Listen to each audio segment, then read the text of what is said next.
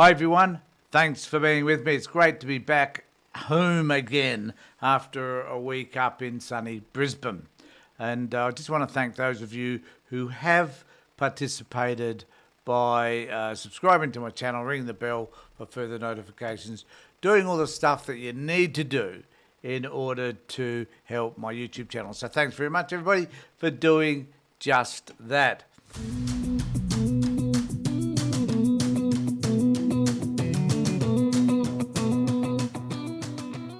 Now, I want to talk a little bit about the Sky News response to Albanese's recent speech, whereby he was outlining what is happening in Australia and his targets and objectives and some of the really important things that have happened to Australia as a result of an Albanese government.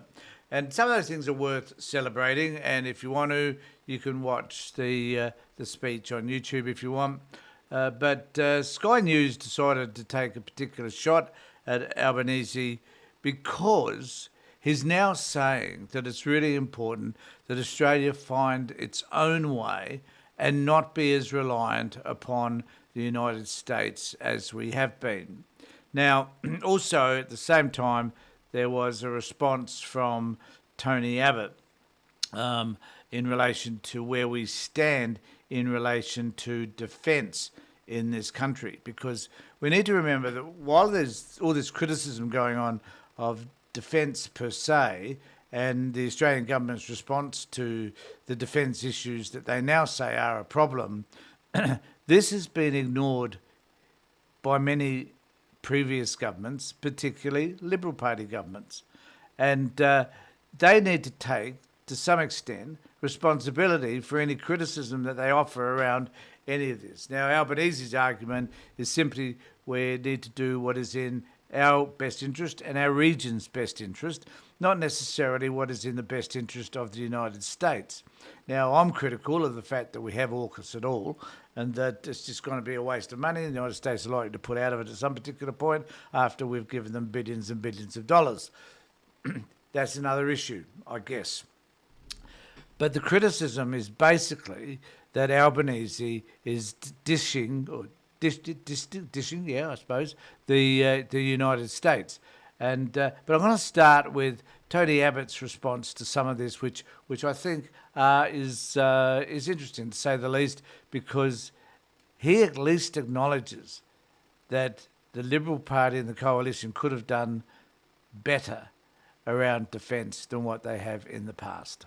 Even to some extent with me, it's harder for Anthony Albanese to go in there because what Donald Trump wants is not something that he's readily prepared to give. But I just think the importance of the US alliance is such that we simply have to do more to preserve it. We aren't building up our defences. We aren't stockpiling the munitions and the other materials that we would need in a national security crisis. And yet we have to be ready to do a lot more to safeguard ourselves and to protect the peace in our region at very short notice. At very short notice. I mean, Ukraine had perhaps a 3 months warning of the crisis on their borders. Israel had no warning whatsoever of October 7. What I guess I'm querying is the fact that the Ukrainians, actually that's not true. The Ukrainians have plenty of time. You've got to remember that they're at conflict with Russia as a result of Crimea being invaded and taken over by the Russians. So they were aware of this conflict and that it was mounting for years prior to the actual invasion. But so that's just not true. Abbott has got it wrong again. But there's this continual notion that somehow we are sitting on the precipice, that there's this thing going to happen in relation to conflict with China, who's the big bogeyman here, simply because they had at some point some ships that were circumnavigating Australia. There's no indication whatsoever, rhetoric or otherwise, apart from those ships sailing around Australia, that China was planning to invade us, and that we're at this. We haven't got Russia sitting on our doorstep. We haven't got any other country around us that is likely to invade or that has demonstrated in any form that they are interested in taking over and invading our country. There's just no evidence for that whatsoever. So these people like Tony Abbott must scaremonger around all of this. And I find basically it's pretty shameful. Is that we actually spend more in absolute financial terms on our military than Israel spends on its. Yet could our military do a fraction of what Israel's can? So, yes, we've got to spend a lot more, but more important. And again, he's wrong, because Israel, and this is so Israel have the backing of the United States because Israel sits in a strategic position in the Middle East, being the only so-called democratically elected government. So, to suggest for a moment, I guess, that Australia is in a similar situation to that of Israel is just ludicrous. Just ludicrous. Because the United States is going to back Israel every time over us because, they're concerned about the Middle East and oil, and they're interested in stabilising an area which generally is pretty unstable, and they're interested particularly because of, they're so afraid of the Muslims. So, and it's a Christian versus Muslims type conflict, I guess. So, again, Abbott's got it totally wrong. But there comes a point where he at least admits that the Liberal Party and the coalition could have done more. We've got to get much better value for the dollar, and we've got to have armed forces with much greater real capabilities than ours currently have. I mean, we have no missile defences to speak of. We have no offensive missiles to speak of. We have almost no drone capability. We have almost no underwater drone capability. We don't have stockpiles of the basic necessities of munitions. It does interest me. I wonder who in the hell would we use drones against? Like in the countries in the Middle East, they live next door to and inhabit land that is directly associated or aligned to theirs. And so drones travelling 200 k's or whatever is appropriate. Where in the hell are we going to send a drone? It's just bizarre. It's just bizarre logic. And I think a man of Tony Abbott's supposed intellect should be able to understand these issues a little differently than he does. We don't have fuel storage here onshore. We've been talking about producing missiles in this country for several years now. Absolutely nothing has happened other than talk. So this is it's certainly culpable. It's really almost criminal, the neglect of our defences. And okay, the current government is not the only government that has contributed to this. Regrettably, more should have been done by the previous coalition government as well, because we've been aware for a long time now of just how things were sliding geopolitically around the world. So Anthony Albanese needs to somehow put his green left instincts to one side and do what has to be done for the sake of the nation. If the American alliance... Basically what he's saying there is that Albanese is too far left, and dealing with climate change and social justice issues and welfare issues is not important to someone like Tony Abbott. It's quite simple, really. So we must push on. And so in order to get sort of a wider view of all of this, I will now take us to to Sky News, whereby they have a completely off the planet, irrational view around the whole issue, as they always do.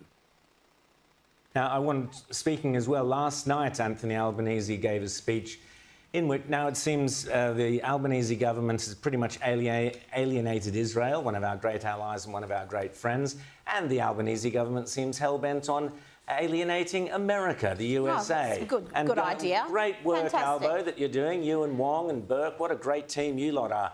So he made a speech last night which is being widely viewed as, it's called the Australian way, in which Albanese, I'll play you a little bit of it in a second, but basically the criticism that is coming out very strongly from Australian commentators and from American, more importantly, US commentators already, is that this is Australia, this is the Albanese government pushing America away, saying, oh, we don't, we're not going to be part of you, we're going to do our own thing. This is the tough Albanese government. I mean, are you serious? They're pursuing their own agenda. We don't have any ships. We let the Chinese sail all around us, going at us and making fun of us. And, oh, yeah, we're going to do it the Australian way. And this is being viewed very seriously in America, where there is a review into AUKUS. At this very moment that there's a review into AUKUS, Albanese decides to... He wouldn't have any clue as to how serious this Albanese speech. I watched the speech, and there is nothing in it that would indicate that we are taking a completely radically different view from by separating us from the US. But what he did highlight was that we need to focus on our region. And one of the points that I think was made by somebody else was that given Trump is such an isolationist, he would be the first to agree if we chose the same philosophy, that we need to actually look after ourselves and that we need to not pay as much heed to what other countries are doing or whatever they're saying about us. And this is exactly the case. And so these clowns on Sky News are endeavouring to do whatever they can to paint a disruptive picture about a speech which, frankly, didn't offer any of the types of criticisms that these guys are particularly referring to. Make a speech in which he basically pushes the Americans away. This is the John Curtin speech last night. Have a listen to a bit of it. Our alliance with the US ought to be remembered as a product of Curtin's leadership in defence and foreign policy, not the extent of it. Because Curtin's famous statement that Australia looked to America was much more than the idea of trading one strategic guarantor for another, or swapping an alliance with the old world for one with the new. It was a recognition that Australia's fate would be decided in our region. So this is pathetic. I mean, we need the US. We're part of the US alliance. At the very... And all I could say about that is just an absolute load of bullshit. So the point is, and this is what excites me the most, is that we are trying to find ways to shift away from reliance on the United States. And I think Albanese is endeavouring to do this very subtly, but he's attempting to do so. And in doing so, the right wing, such as the Murdoch press, becomes extremely distressed by that particular move. Remember, we are not about to be invaded. It's a moral panic created by the right to scare some of us to believe that the Chinese are about to knock on our door and we won't be able to defend ourselves. We don't need the type of artillery that they need in Israel, drones, for example, because there's nobody that close that would invade us. We don't share a border with anybody, for that matter. We don't need the military capabilities of Israel or any other country, for that matter, simply because of where we are. So the logic that these dudes, these clown Jews on Sky News, is false. It's just untrue.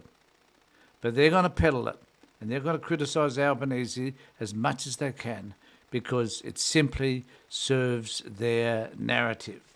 Now, let me know what you think about all of that. Place a comment below. Please subscribe to my YouTube channel. Ring the bell for further notifications. Do what you need to do. In the meantime, take care, look after yourselves, and more importantly, be safe.